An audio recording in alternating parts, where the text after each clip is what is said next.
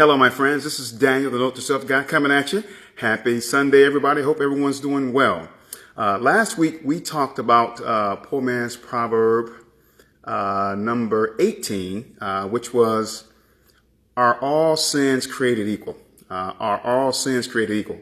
If you didn't get a chance to see that one, no worries. Just go to the website and hit on the blog tab, and you can check it out. But I figured this week, we're going to switch things up a little bit. Since we have Valentine's Day coming up, and that is the day for lovers, I figured I'd talk about L-O-V-E, love. So we're going to talk about poor man's Proverbs number 16, God's special gift. But before we talk about that, let me ask you the question. When you think about great lovers or people who express great love toward one another, who comes to mind?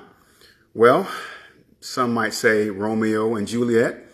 They were madly in love with each other. Others might say Cleopatra and Caesar. Others may go the soap opera route and talk about Luke and Laura from General Hospital. I mean, they were in love on and off again, I guess, for 20-something years on the soap operas. Then others might. I asked my daughter Wisdom this question, and she said, "Well, what about Minnie and Mickey Mouse?" Okay, Minnie and Mickey. I guess they have a love thing going on.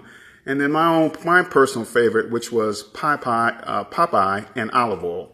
So when you think about great lovers, those are some people that characters that come to mind. But what we're talking about here is God's special gift. So let's talk poor man's Proverbs, shall we? Okay, let's do it.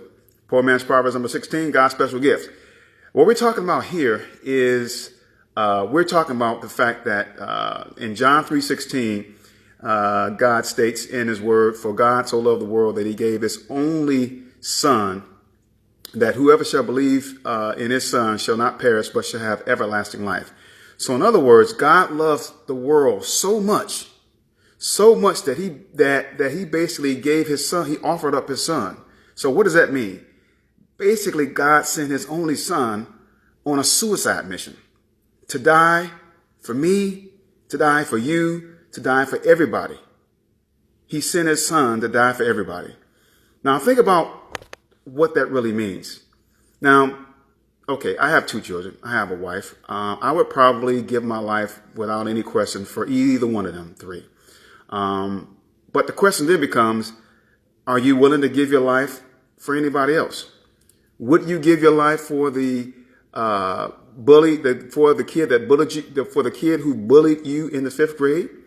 Would you give your life for Adolf Hitler, who exterminated 6 million Jews?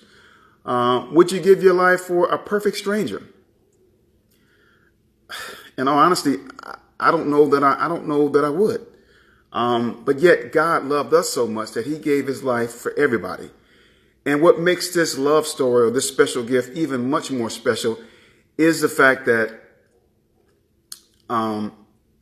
Jesus did this willingly.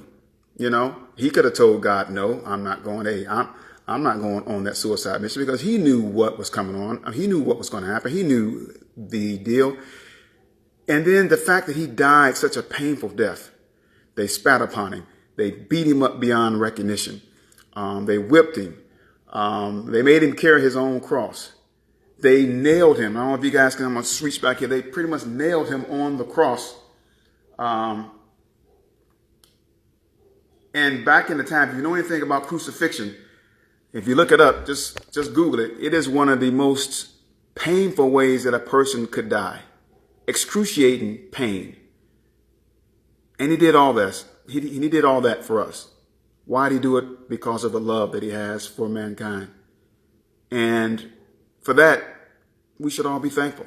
Because of his selfless act, because of his act of love, we all have an opportunity to spend all of eternity with God. Now, folks, I'm telling you, that's some kind of love. So just think about it. Jesus dying on that cross is the greatest love story ever told. Oftentimes it doesn't get told. It doesn't get the press that it should get. But when you really think about what he went through for you and for me, it is, in fact, the greatest love story ever told. So that's it for that.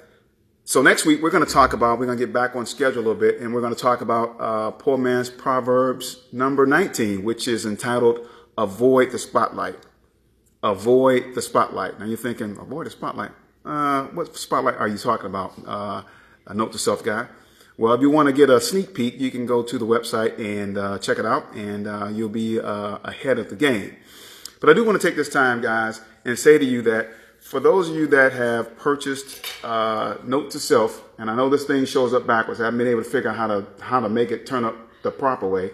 But for those of you that have bought the book, I sincerely thank you for it. The book is it continues to do well by the reviews that are on Amazon. It is changing people's lives. It is having a great impact on folks' lives, and that is exactly how God intended for it to be. So thank you for your support. And those of you who have purchased the book, please be sure to, if the book has blessed you in any kind of way, please be sure to go back on Amazon and put up, your honest review. Just basically state, what impact the book had on you.